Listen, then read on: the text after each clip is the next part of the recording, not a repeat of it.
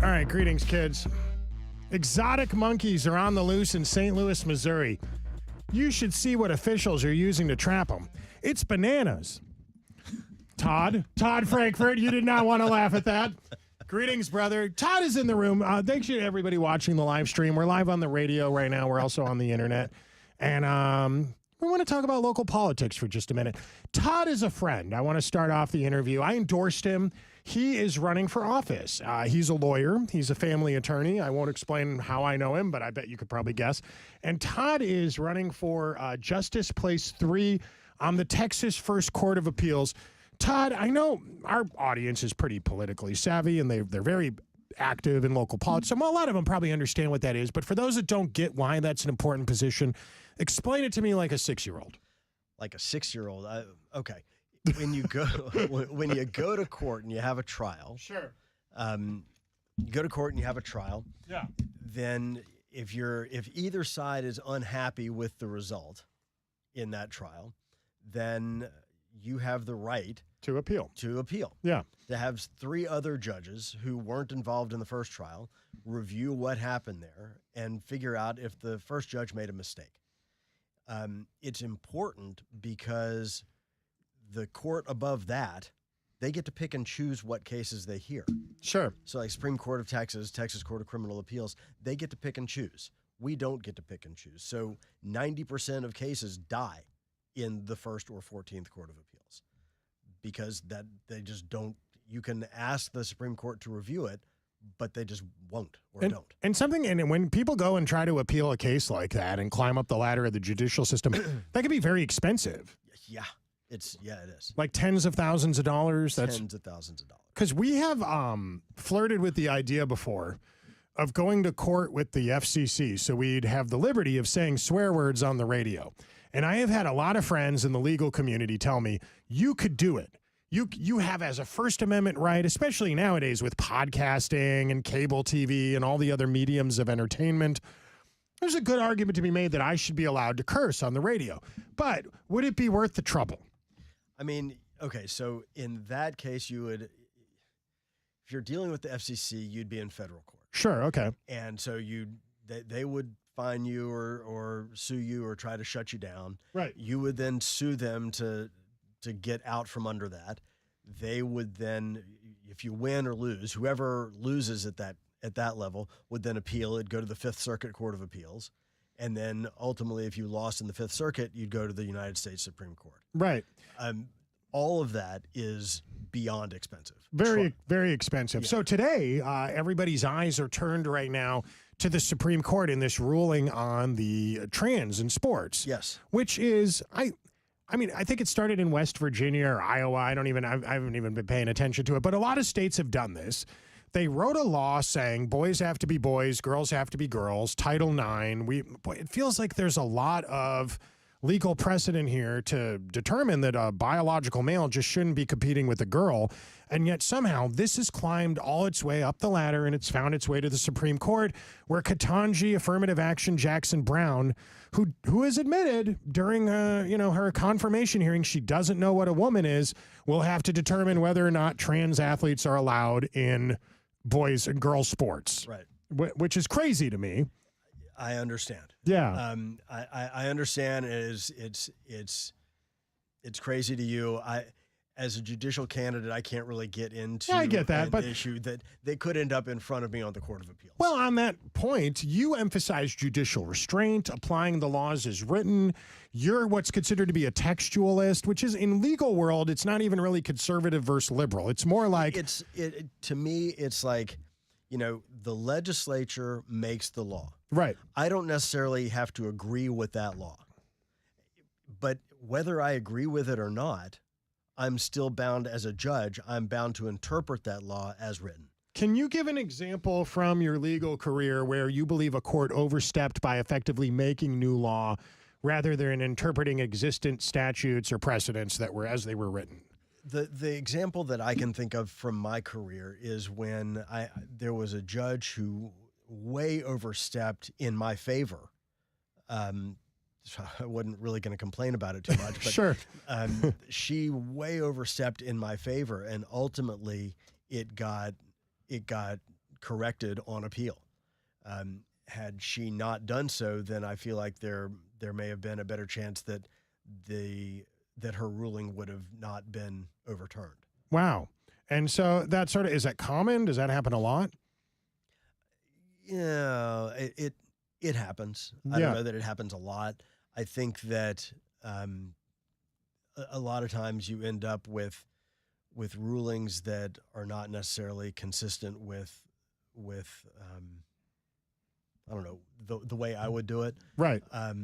I think that a lot of times you end up with judges looking for a way to make something happen to kind of fit a square peg into the round hole. Yeah. And I don't know. That's not what our job is. All right. You're the only board certified family law specialist in your race right now, running for this position on the First Court of Appeals. You're challenging incumbent Veronica Rivas Molay. Is that how you say her name? Malloy. She's a Democrat. She's seeking re-election, running in the Democrat primary. I don't think she has any challengers in her primary. No. You have challengers, if I'm not mistaken. Zachary Gibson, Elizabeth Ling Urego, and Malcolm Whitaker. You know, what makes you better than them? Gosh, how long do you got? Well, we got time. Yeah, that's the point of this. Yeah. You know, what makes me better than them? I against Justice Malloy, I've got no beef with her. It's not personal. I don't know her at all. Okay.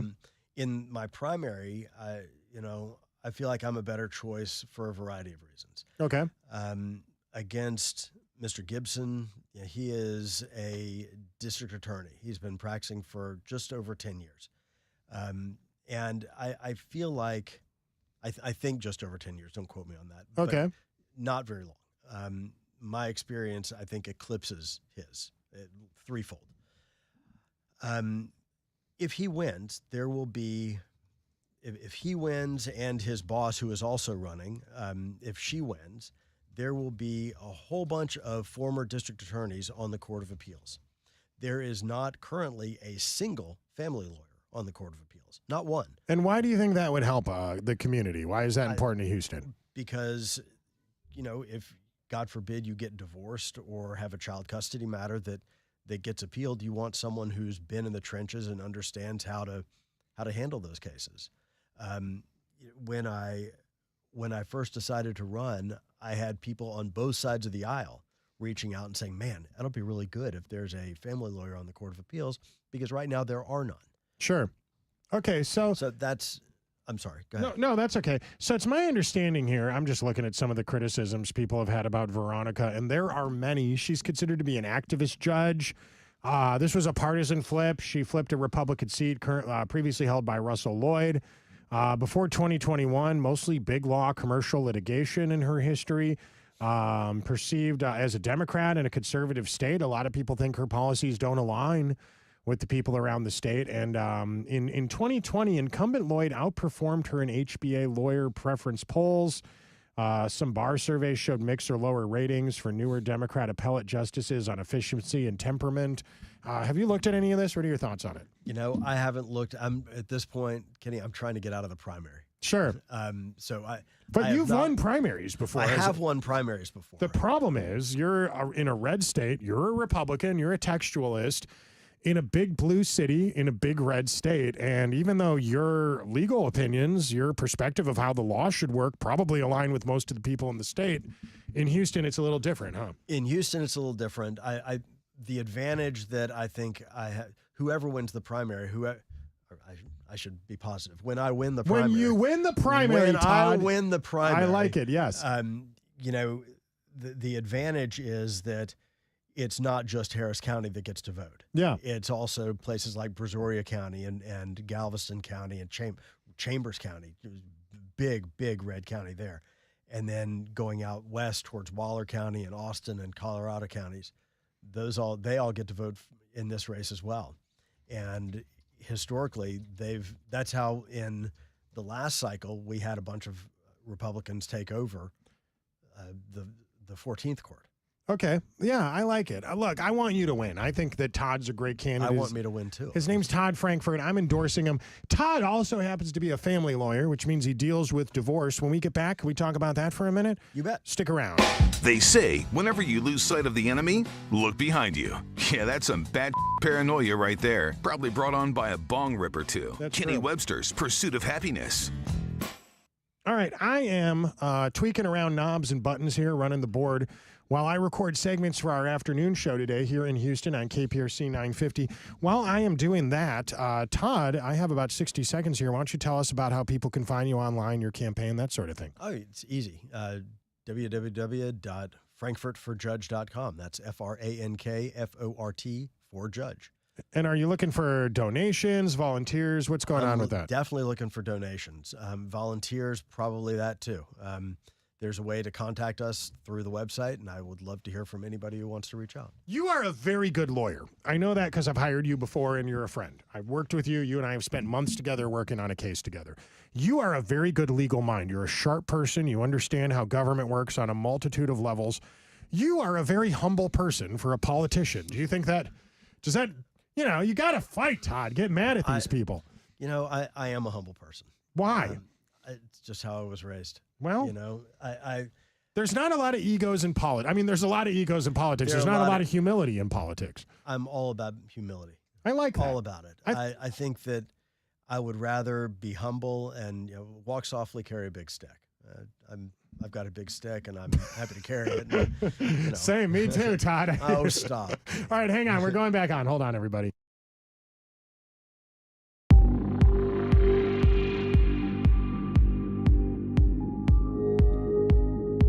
All right, Elon Musk wants full custody of his child with conservative social media influencer Ashley St. Clair.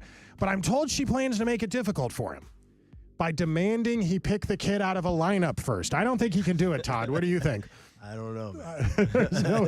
Todd, not getting into that. Todd, you are a family lawyer. You deal with, among other things, it's not just divorce, right? What else does a family lawyer do? Family lawyers, child custody, mostly divorce.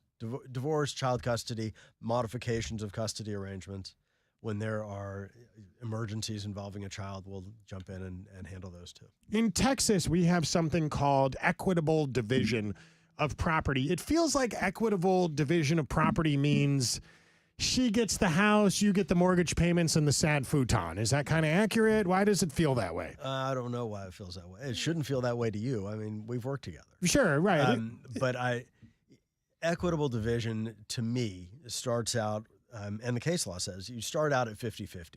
And then based on a variety of factors, you can kind of tweak that up or down based on those factors. And so people come in. I had a woman come into my office one time and said, well, he cheated. Like, okay. Yeah. And she said, so that means I get everything, right?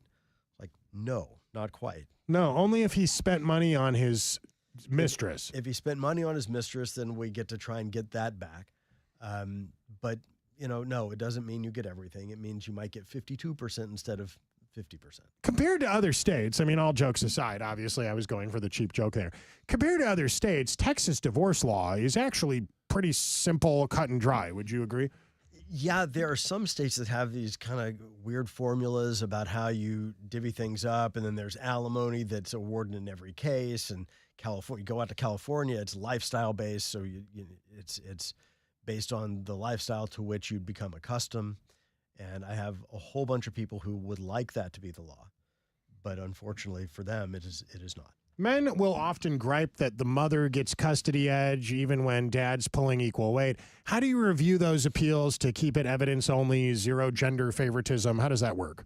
Look, as an appellate court justice, you review the record from the trial court. Sure. The record is all the transcripts, like everything that was said during trial.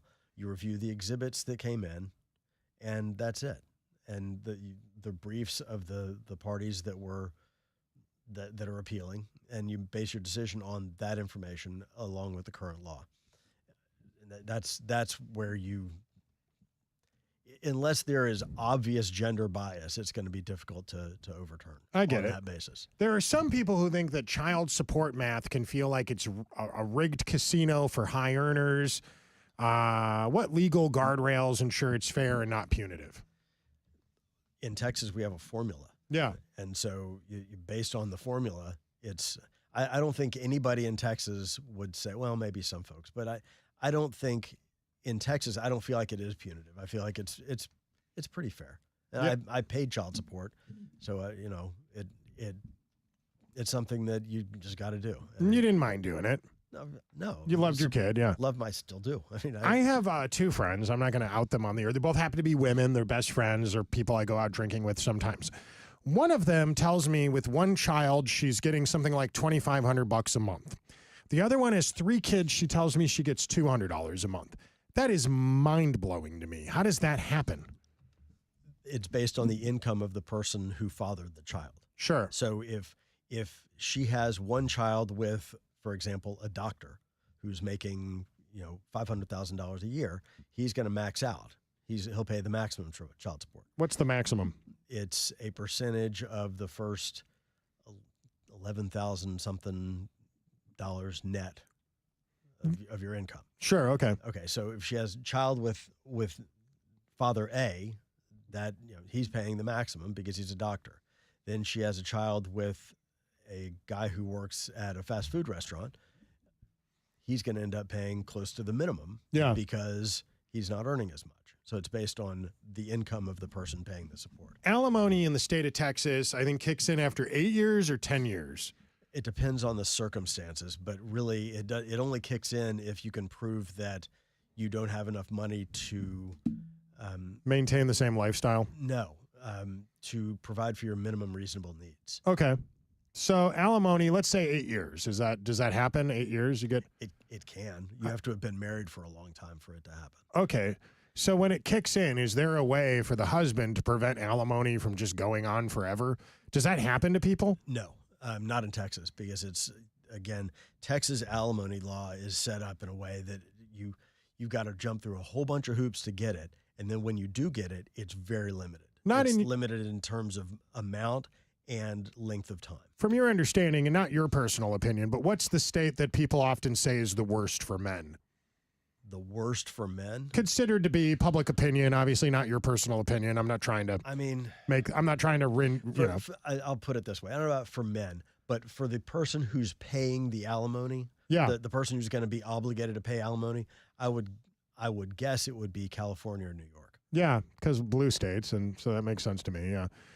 Businesses, 401k, oil royalties in divorce. Men fear getting hosed on equitable splits, or what they call equitable splits. How should appellate court police community properties to keep it actually fair? What can they do?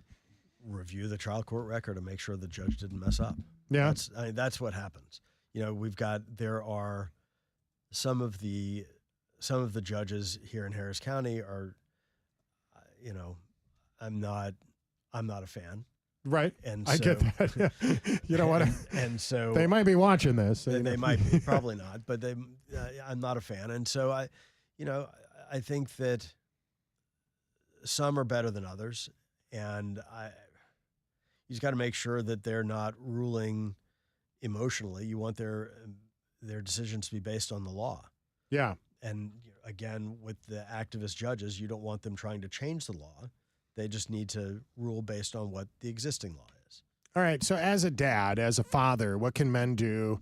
What's the smartest things men can do to prepare for a divorce? What are the stupidest things men do before a divorce that screw it up for them?